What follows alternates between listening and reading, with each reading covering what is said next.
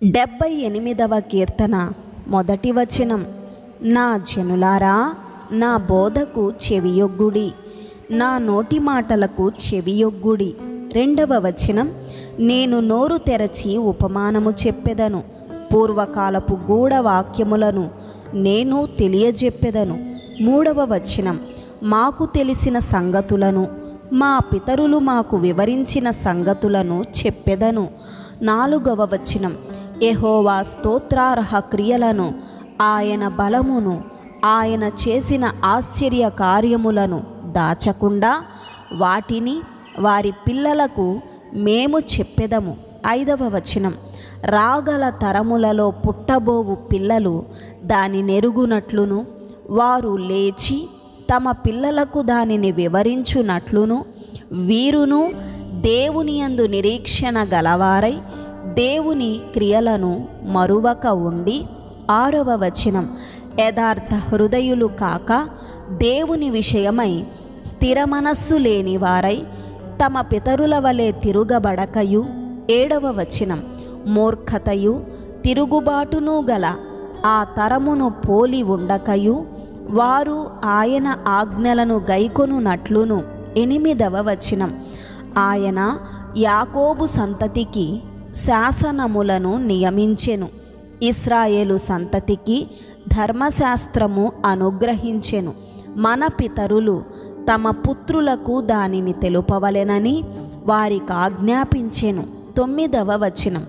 విండ్లను పట్టుకొని యుద్ధ సన్నద్ధులైన ఎఫ్రాయిము సంతతి వారు యుద్ధకాలమున వెనుకకు తిరిగిరి. 10వ వచనం. వారు దేవుని నిబంధనను గైకొనకపోయిరి, ఆయన ధర్మశాస్త్రము అనుసరింపనొల్లకపోయిరి. 11వ వచనం. ఆయన క్రియలను, ఆయన వారికి చూపిన తన ఆశ్చర్య క్రియలను వారు మరచిపోయిరి. 12వ వచనం. ఐగుప్తు దేశములోని సోయను క్షేత్రమందు వారి పితరులు చూచుచుండగా ఆయన ఆశ్చర్యకార్యములను చేసెను. 13వ వచనం. ఆయన సముద్రమును పాయలుగా చేసి వారిని అద్దరికి నడిపించెను, ఆయన నీటిని రాశిగా నిలిపెను. 14వ వచనం. పగటి వేళ మేఘములో నుండి, రాత్రి అంతయు అగ్ని ప్రకాశములో నుండి ఆయన వారికి త్రోవ చూపెను. 15వ వచనం. అరణ్యములో ఆయన బండలు చీల్చి సముద్రమంత సమృద్ధిగా వారికి నీరు త్రాగనిచ్చెను. 16వ వచనం.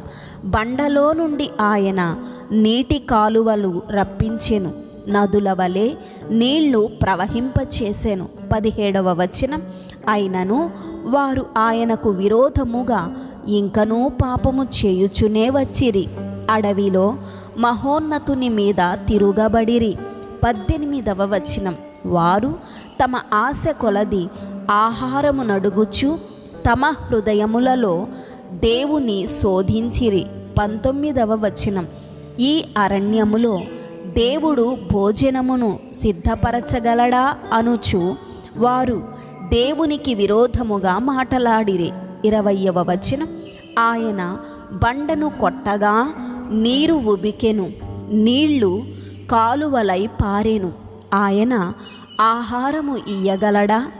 ఆయన తన ప్రజలకు మాంసము సిద్ధపరచగలడా అని వారు చెప్పుకొనిరి. 21వ వచనం.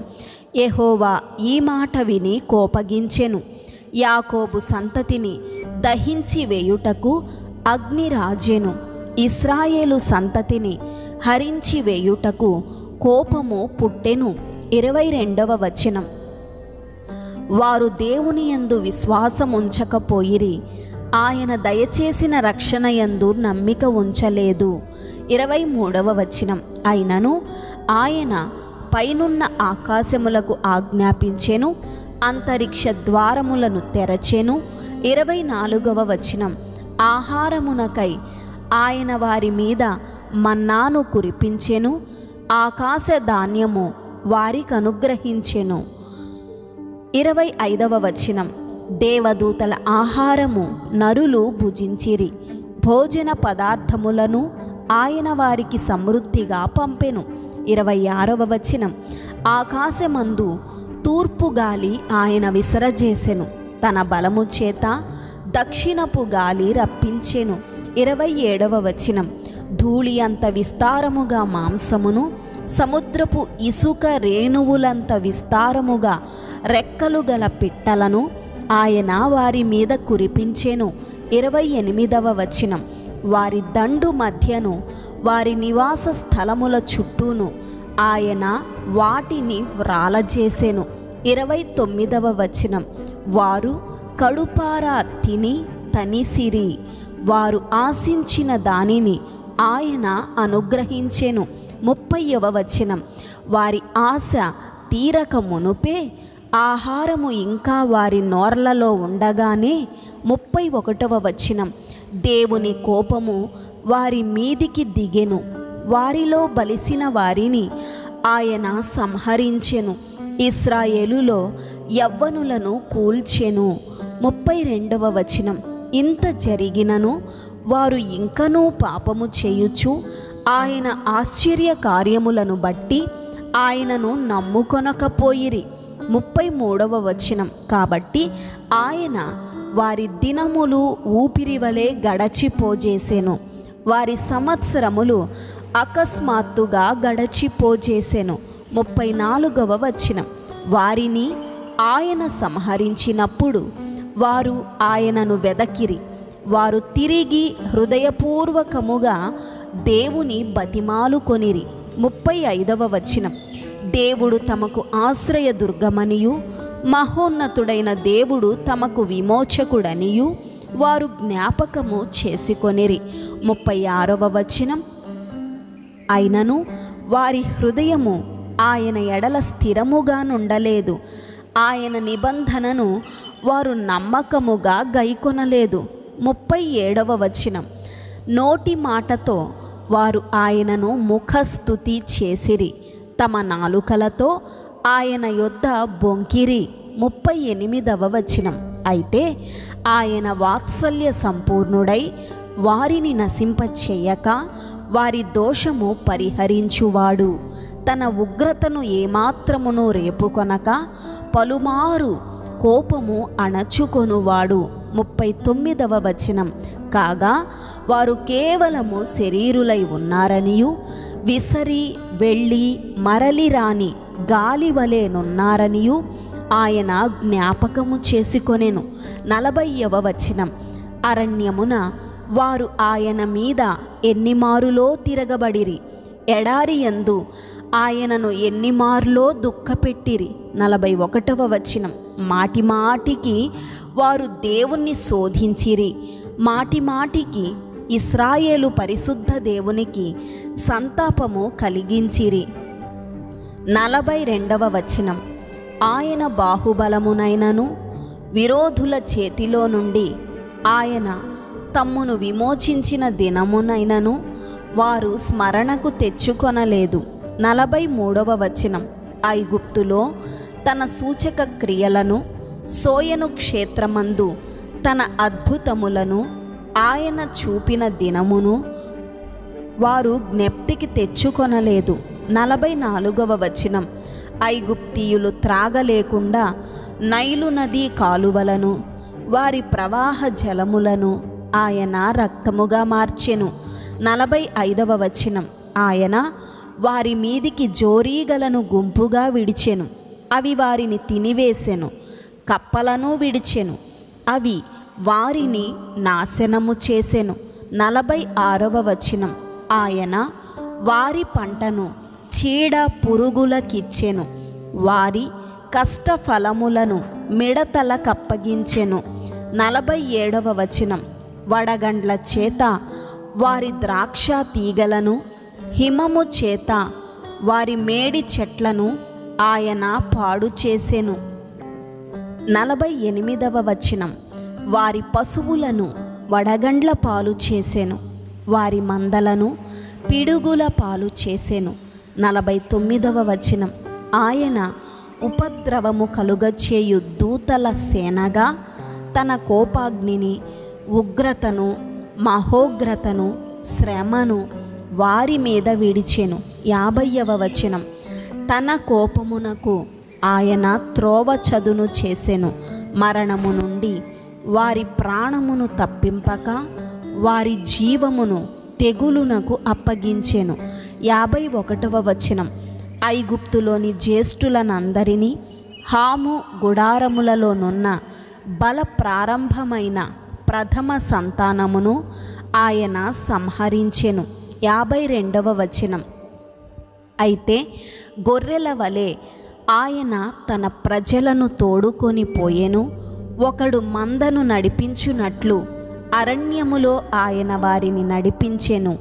53వ వచనం. వారు భయపడకుండా ఆయన వారిని సురక్షితముగా నడిపించెను. వారి శత్రువులను సముద్రములో ముంచివేసెను. 54వ వచనం. తాను ప్రతిష్ఠించిన సరిహద్దునొద్దకు తన దక్షిణ హస్తము సంపాదించిన ఈ పర్వతమునొద్దకు ఆయన వారిని రప్పించెను. 55వ వచనం. వారి ఎదుట నుండి అన్యజనులను వెళ్ళగొట్టెను. కొలనూలు చేత వారి స్వాస్థ్యమును వారికి పంచి ఇచ్చెను. ఇశ్రాయేలు గోత్రములను వారి గుడారములలో నివసింపచేసెను. 56వ వచనం. అయినను వారు మహోన్నతుడైన దేవుని శోధించి తిరుగుబాటు చేసిరి, ఆయన శాసనములను అనుసరింపకపోయిరి. 57వ వచనం.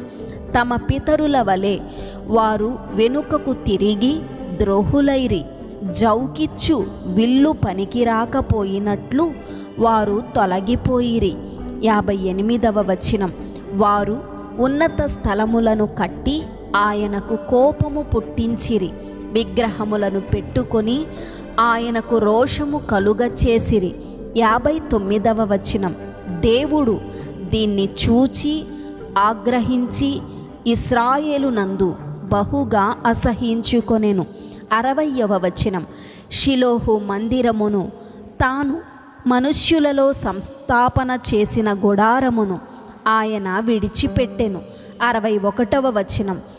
ఆయన తన బలమును చెరకును తన భూషణమైన దానిని విరోధుల చేతికిని అప్పగించెను. 62వ వచనం. తన ప్రజలను ఖడ్గమునకు అప్పగించెను, ఆయన తన స్వాస్థ్యము మీద ఆగ్రహించెను. 63వ వచనం. అగ్ని వారి యవ్వనస్తులను భక్షించెను, వారి కన్యకలకు పెండ్లి పాటలు లేకపోయెను. 64వ వచనం. వారి యాజకులు కత్తిపాలు కాగా వారి విధవరాండ్రు రోదనము చేయకుండిరి. 65వ వచనం. అప్పుడు నిద్ర నుండి మేల్కొను ఒకని వలెను, మధ్యవసుడై ఆర్భాటించు పరాక్రమశాలి వలెను ప్రభువు మేల్కొనెను. 66వ వచనం. ఆయన తన విరోధులను వెనుకకు తరిమి కొట్టెను, నిత్యమైన నింద వారికి కలుగచేసెను. 67వ వచనం. పిమ్మట ఆయన యోసేపు గుడారమును అసహ్యించుకొనెను, ఎఫ్రాయిము గోత్రమును కోరుకొనలేదు. 68వ వచనం. యూదా గోత్రమును తాను ప్రేమించిన సియోను పర్వతమును ఆయన కోరుకొనెను. 69వ వచనం.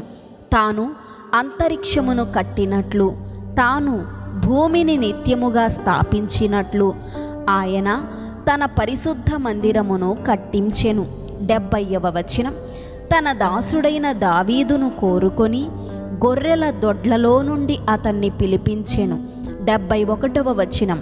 పాడి గొర్రెలను వెంబడించుట మాన్పించి తన ప్రజలైన యాకోబును తన స్వాస్థ్యమైన ఇశ్రాయేలును మేపుటకై ఆయన అతనిని రప్పించెను. 72వ వచనం. అతడు యథార్థ హృదయుడై వారిని పాలించెను, కార్యములయందు నేర్పరి అయి వారిని నడిపించెను. ఆమేన్.